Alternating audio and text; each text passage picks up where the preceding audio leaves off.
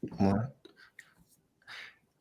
All right. Hey, what's going on, everyone? This is Ishmael from That Is Not a Noun. Happy New Year's. I hope everyone had a wonderful New Year. I had a great New Year because I'm truly excited by this wonderful guest that I have on today. But first, I'm excited to have this special co-host with me. I call him Uncle Derek. He is a retired principal and he is the founder of the Real Dads Network. Uncle Derek, how you doing?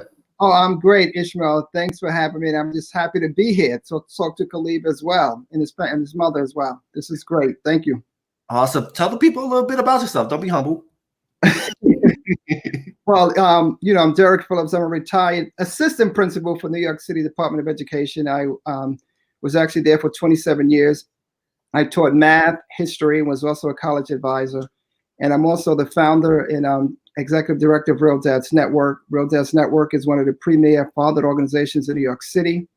And I'm also credited with doing one of the first documentaries that was ever done that focused on positive Black fathers called Real Dads, Black Men on Fatherhood, that was done in 2000 and had commentary by the late, great Ozzie Davis. Awesome, awesome. And I'm truly excited to have this young man and his mom on the show with me. It's truly a privilege and an honor. You know him from CBS on all the major outlets out there. I'm truly and privileged and honored to have Caleb Anderson and his mom with me, Mrs. Anderson. How you guys doing? Oh, we're doing great.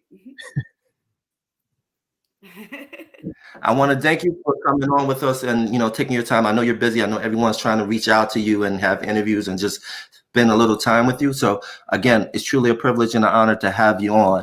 I'm gonna bring up a picture because this kind of resonates with me a lot. I'm gonna bring it up. Um, Mm. I thought this was awesome because it's not about the destination; it's about the journey. And Mrs. Anderson can kind of talk about what this picture means to you as a mother. Wow. Wow. That's I can say Caleb was on the I guess on my left side of the picture, he was 5 years old, going into second grade. And before that, Caleb was taking classes online with John Hopkins University Center for Gifted. And then I had my other son, Aaron, and I just could not keep up with Caleb's learning. And we decided to go ahead and let him go to school. And this was his first day at school, brick and mortar, going to school. He did go to school when he was younger at Shriner, and then we pulled him and had him go online. And that's his father walking him to class. And then on the picture on the right was Caleb's was 10 years old. So that's 5 years later, him walking in the college campus for the first time with his dad. This picture, it means a lot to our family. You can make plans and goals for your kids, but to see it come into fruition, it's really heartwarming. Definitely, Caleb. What comes to your mind when you see those two photos? Um, I realize how much I've grown, both physically and mentally. It, I, honestly haven't paid, too much attention to it, but, this really brings, my journey, into the picture. And, also, I like how, my dad, he's been with me, the entire time. It hasn't just been my mom, who's teaching me. My dad's always in the back. He's always supporting the family, and he gives up, his work time to drive me to campus and stay with me. So I really appreciate him. That's awesome, awesome. Uncle Derek, you have a question? Yes, I have a lot of questions. Good. Good. What is it like? I mean, being 12 years old, being in a college campus, and even like doing with assignments. You have like group activities that you have to do, and you're working with other college students. What is that like? Um, you know, it is a bit awkward at first. Every class, I get a few strange looks, but I really enjoy it. You know, these college students, they really respect me. They see me for who I am. They don't see me as a young kid or an anomaly. They see me as this really smart person. They enjoy working with me, and I enjoy working with them. That's awesome, awesome. And Miss Anderson, going back to you, going to like him development at So you've had development. group activities with you guys work together? About the group activity when you guys work in group, Oh, when we work in groups, um, group projects. I try to be, as quiet, as possible. I don't want to seem immature, but and I think that really surprises kids. They expect me to be this loud, annoying 12-year-old, but I really try to conceal who I really am, which it may seem like a bad thing when you're saying it, but I really think your appearance does matter, and I think that that actually has helped me enjoy my college experience more. That's awesome, awesome. And Miss Anderson, in his early days of developing real fast, um, how were you able to keep him focused? Because sometimes what happens is when kids pick up things, they have a lack, they'll start complacency. So how do you eliminate that complacency? Well, when he was younger, right? So the thing about babies, at the time I was getting my master's in early childhood education. So I was getting my master's in mathematics and reading. I'm a teacher. And so I was thinking that I was going to wean Caleb, put him in daycare, and then I was going to go back and into the workforce and work. So I knew for a fact that when young babies, young infant, when they're first born, they're born with a lot of synapses in their brain because they have to make the connection with the world around them. Like, this is father, this is mother, this is hot, this is cold. And what I did was I kind of used that and kind of tighten those, like kind of like it's like bridges, right? So if you don't use them, you lose them. So I went ahead and got my certification in sign language, so that I can use that for Caleb to make connection with the world around him. But what I didn't realize is that not only did I, some people when they teach sign language to babies, they just sign, but I knew that it was important for me to use words and also show him the word. But so what Caleb was doing, because his development was is nurturing nature, right? So natural, he had the natural ability. So when he saw the word more, he knew that that was more. And then but he also recognized more as being more, so he, and then he would just Mm, connect other words. And then what I so I only work with Caleb 15 minutes a day.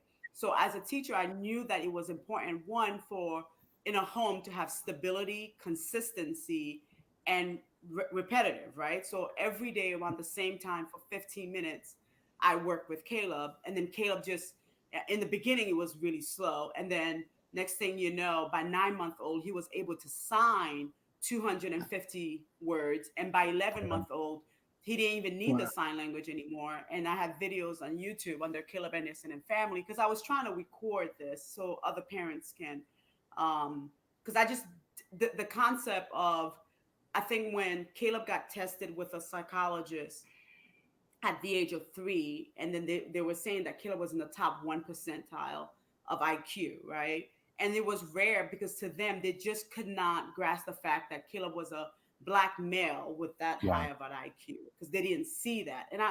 And I think the reason they didn't see it is because, one, let's face it, resources, right? So yes. my husband Yeah. was a work, he worked, he supported our family, and two, I was an educator and I was able to stay home with Caleb. Not a lot of parents have opportunities and resources that Caleb have. So that's probably one reason they didn't see it a lot with African American kids. But I don't believe the pigmentation or melanin of your skin have anything to do with your IQ. So so that was, to them, was kind of like rare, but I knew why it was rare.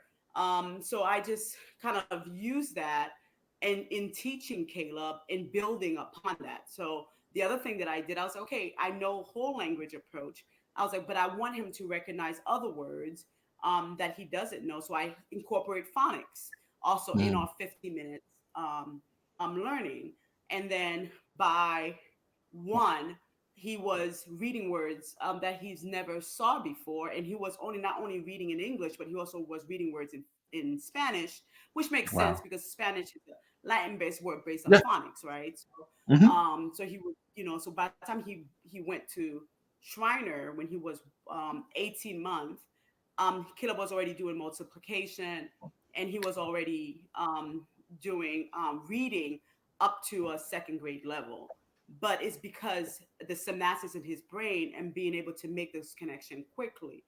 But at the same time, and I'm sure your guests would know, as an educator, there's a difference between knowing how to do something and understanding it, right? So now I had to Yes. go with the concept. Okay, yes, he can read these things, but does he grasp and understand and comprehend what he was reading?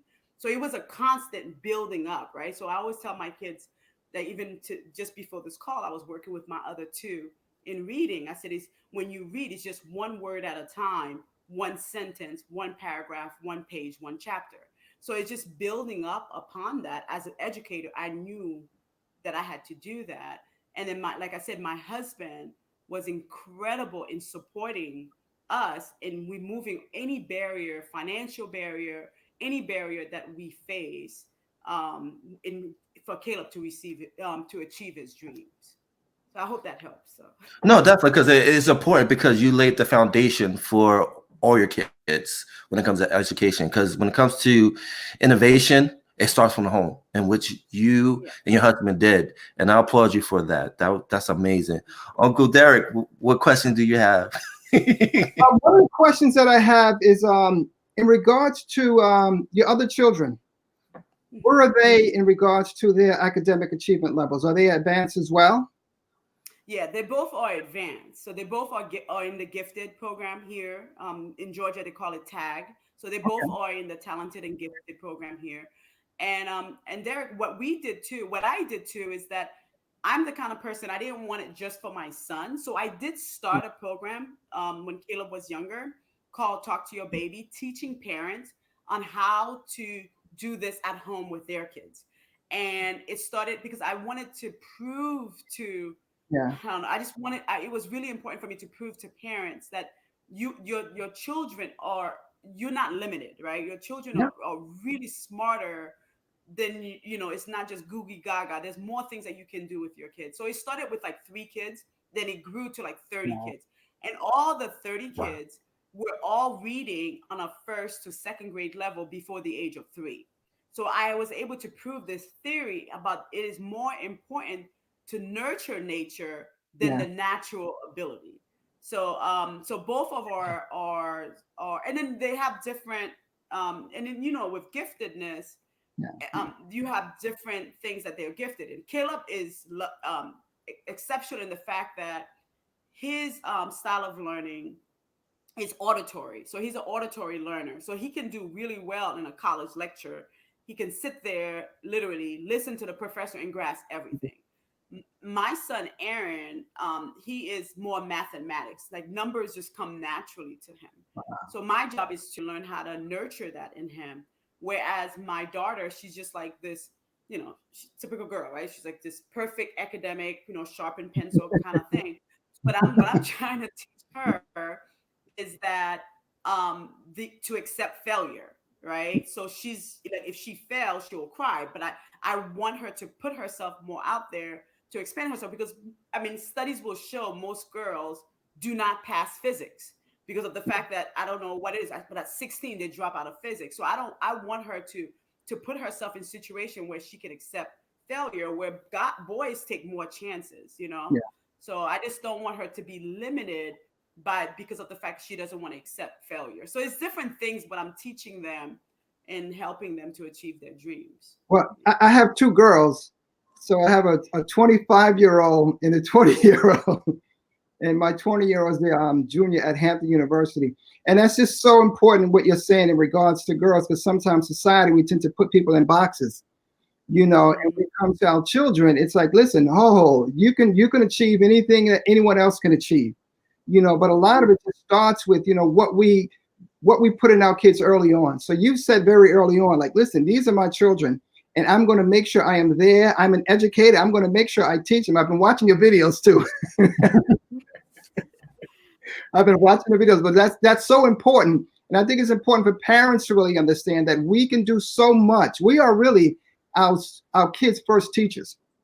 Yeah. When our kids and go to school, too, right? Yeah. Because Derek, you know that in a yeah, classroom, the children. I always tell people that every child can learn, but not every teacher can teach, right? yeah, So in a yeah, classroom, if I walk in the Yeah. classroom, and I usually teach in the inner city, and the first thing I do is I have to build trust in my yeah, students. So if I yeah, don't have that trust, and for them to know that they're unconditional love, it's going to be hard for them to learn from me. yeah, So that's why I tell parents, you're the best teacher because that child know that you love them. They're secure. So yeah. anything you tell them, they believe you, right? So just don't be like water boy and be like mama said, and it'd be like the wrong thing. So Yeah. And it's like, and what with parents, it's like, you still maintain, which is also what I think it's important for parents to understand. You still maintain a primary educator of your child. yes. So when your child goes to school, it's still secondary, but you are still that primary. And what you're doing with your children that's really what a lot of parents need to understand, the important role that we have in shaping the future of our children.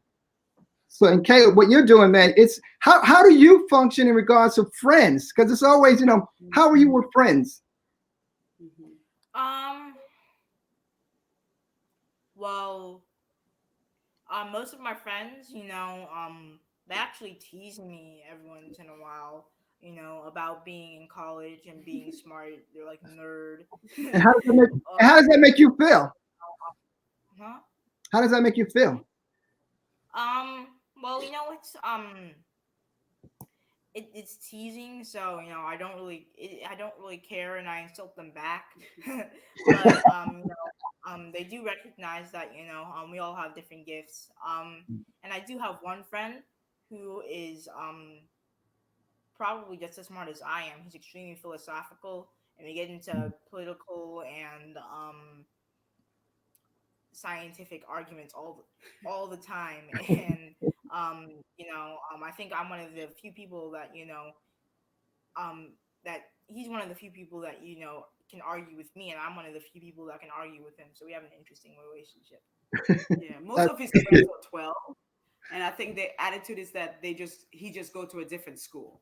So Yeah. not all three of them, or three of them are they don't go to the same school, and then he also has cousins that are 10 and 12 around the same age.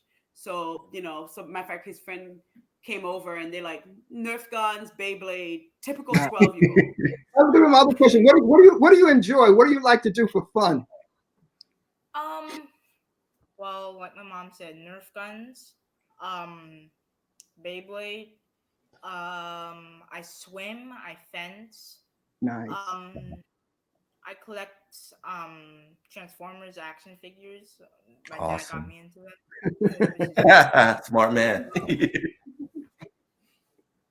And anime. Oh yeah, Yeah. yeah, anime too. I love Netflix and things like that. So I have a lot in common with a lot of my other friends. That's good. That's good. And then also I heard you like comic books. Like, what's some of your favorite comic books? Um, I'm a Marvel fan. I don't like DC's writing. That's just me. So I like a lot of Marvel comic books. I think my favorite comic book like series or line was Civil War 2. That was really Mm, good. that's awesome. Awesome. Uncle Derek, I know you got a lot of questions. Shoot away. I guess the other question in regards to school, are you virtual? Are you at school, or are you doing virtual online learning? Virtual online. However, we don't have like lectures or even recorded lectures or no Zoom lectures. My teachers just give me assignments and I just do the work and that's it. Yeah, so he was in person before, but then the pandemic hit, and then Okay. he went online. And what he's saying is that the online classes for last semester, There was no recorded classes, no Zoom classes. It was just him and the syllabus trying to figure out calculus and all Wow. these different classes. But this semester he has to go in person, even though the pandemic, because he has physics and chemistry and they both have lab. So he's gonna have to go in person. But if it was our choice because of the pandemic, he will be online. But he prefer in person lecture. Wow. And then also, how does it feel to be accepted to Georgia Tech? I know that's the big news. So how do you feel about that? It's staying close to home, which is important too. Mm-hmm. You know, it was amazing. You know, I'm super excited to start actually this fall. But I am a bit worried. I've heard that Georgia Tech is actually a pretty hard school. But I can't wait to start, and I can't wait to prove myself. And you definitely will. And then also talk about the upcoming event you have coming this Thursday. This is going to be like your first speaking arrangement via Zoom. Talk about that a little bit. Um, so there is a museum group in Ohio. It's called COSI, the Color of Silent Science. So it's there's a lot of stereotypes about scientists being um male, and there's a lot of White. white scientists. So it's basically to put up women sci- women scientists and scientists of all races. So I really think that's pretty interesting. I'm super excited. The people there, they're really nice. Um, and it seems like a really fun thing. Interview, and I'm glad this is my first one. Yeah, Dr. Frederick is going to interview him for an hour. It's about 4,000. It's going to be all the schools nationwide is Wow. have logged on or going to log on and ask questions. All schools? Yeah. What? He's like, this is new to me. I didn't sign up for this. Yeah, so they're gonna log on, ask questions, but he really focused on the color of science. He's incredible. He has interviewed the first female astronaut Oh, in December, and Caleb is the second future scientist he's gonna interview. So yeah. that's awesome. Just to let people know, that link to join that amazing event will be in the description on the YouTube channel.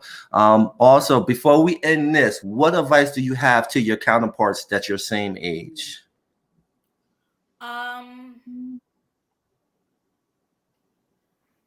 Well, I suppose do what you want. In terms of profession, and you know, if someone says don't take the easy route. That's not really what I'm saying. But do what you think, like look it up, research, find something that you think really resonates with you. It could be something simple, like coding, or it could be rocket science. Even in my case, it could be writing, video game designing, anything. But I really think that not doing something that you don't really want to do, or doing something that you think that is boring. You're just doing it for the money. I don't think you should do that, because you're not going to excel at it. You're just going to be an average office worker. But if you really want to excel, and if you want to make money as well, I do think that you should shoot for your dreams, because you're gonna try harder there than anything else. And don't give up. Oh yeah, don't give up. That's I, another thing. I I love that. I love that. And Miss Anderson, I'm gonna leave it off to you. What advice do you have to parents that have kids that are extraordinary? What advice do you have to give to them? I would tell parents to raise the child you have, not the child you want. If whatever it is, the child that you have, whether it's a child with autism, whether it's a child that's the other side of the spectrum that's extremely gifted, God has entrusted you with that child. Raise that child. And I think a lot of time the conflict comes when the parent has one desire and the child they have is totally different. I think, embrace the child that you have and trust yourself that, in a sense, that God has given you everything you need to raise that child. I'm not a rocket scientist. I'm not an astrophysicist. But I am a mom. And I know that, having a child that's extremely gifted, I know it was important for us to make sure that this child becomes a great dad, if that's what he chooses, a great husband, but mostly a great friend and someone with great character.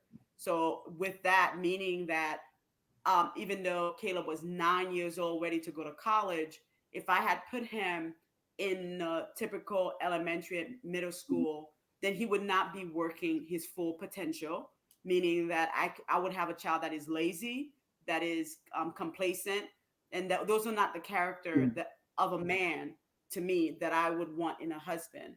So to me, it was important for him to work to his full potential, his full ability, for him to learn study skill, for him to respect teachers, educators, and the process. So I would say raise the child you have, not the child you want. And on that note, I want to thank you guys for joining us. Uncle Derek, thank you for being a part of it. And thank you guys for allowing me to be a part of this conversation. And this has been a great conversation. I wish you guys nothing but the best. And I know, you're going to do very well. Definitely. And I want to wish everyone out there a happy new year. And we're out. Peace. Peace.